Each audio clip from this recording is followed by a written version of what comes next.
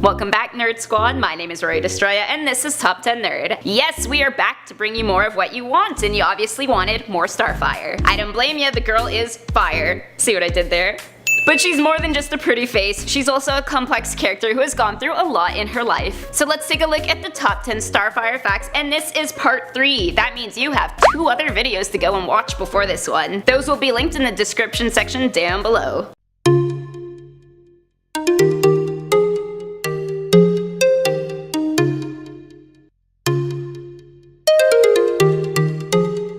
Number 10 spot, we have her evil counterpart. There exists an alternate version of the Teen Titans, an evil incarnation of their team called the Teen Tyrants. They appeared in Teen Titans Go number 48, and one member was Starfire's evil clone named Blackfire, not to be confused with Starfire's equally evil sister by the same name. However, later on it's revealed that this is actually Gemini, the shapeshifter of the Brotherhood of Justice, sent to spy on the Tyrants. Coming in at number 9 is her greatest desire. Was it power? Was it fame? Was it to be loved and admired by all? These are the kinds of great desires people usually have. But for Starfire, her ultimate want was something much more humble and small scale. When she was placed in a euphoric state by Black Lantern Omen in the Darkest Night arc, her greatest desire was revealed as marrying Dick Grayson. How pure and innocent is that? Next, at number 8, she was trained by the Okarons. The Okarons are an alien race famed for their powerful warlords. As a child, Starfire received training from them in combat. The strategy behind Okaron fighting is a keen sense of self-worth, compassion, and humanity. All traits Starfire carried with her into adulthood. But though it sounds hokey, it's deadly. It made her aware of the value of life and what she was fighting for every time she had to raise her fists. She will love you until you give her reason not to, then she will rearrange your face and wipe the floor with you. In the number 7 spot is Tamaranean puberty. As displayed in the animated series, Tamaranians go through their own version of puberty, known as the transformation. They don't just grow body hair and start thinking about the opposite gender. While Blackfire's transformation was only turning purple for a few days, Starfire's was particularly trying. She sprouted horns, her feet grew, and she trapped herself in a chrysalis. Suddenly all the body hair doesn't seem so annoying. Coming in at number 6 is why her sister hates her so much. In case you're one of the people who wonders why Blackfire has a hit out on Starfire, here's your explanation. And it's not because Blackfire is constantly raiding her closet. Blackfire was the eldest child and hence was next in line for the throne, but she was born with a disease that prevented her from converting solar energy into flight power. This basically robbed her of her right to the throne, and Starfire was given it instead. Yeah, pretty sad actually. Now maybe we can sympathize with her murderous tendencies a little.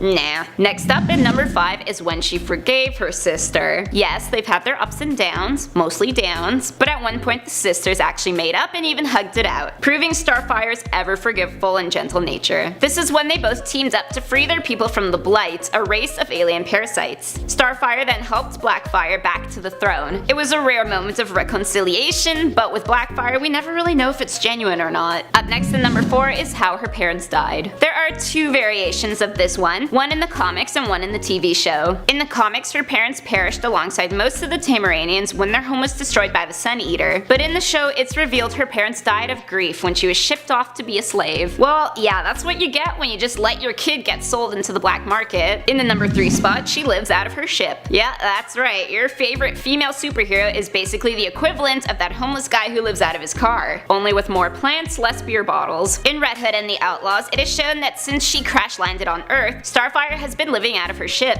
Mind you, it's a pretty nice ship, a little bashed up, okay, a lot bashed up, but hey, she's got just the right clothes and storage for when just the right guy washes up. Coming in at number 2 is her other team affiliations. Yes, we all know Starfire is a Teen Titan, it's literally all you guys can talk about, but let me tell you, she's a versatile girl. Not only is she a Teen Titan, but she's been a player on The Outsiders, and even made it into the movie Superman/Batman Public Enemies. She's also been an aid to the Justice League, Red Hood and the Outlaws, and Dox's second gathering of the Rebels. And finally, in the number 1 spot is a totally different Starfire. First appearing in 1976, there was a completely different DC Starfire in existence. She was Starfire, woman of swords and science. She was an alien from a world divided into 2 warring castes, born to slave parents and noticed for her beauty and intelligence. She was then taken by the king of the Mygorg to become his future mate, which of course she was having none of. So though they are 2 completely different characters, I do see some parallels you can draw between the two. Both beautiful, both slaves, and both will kick your ass. So those were the top 10 Starfire surprising facts. Let me know in the comment section down below who you want facts on next. My name is Rory Destroya, thanks for watching, and don't forget to subscribe so you never miss another nerdy list.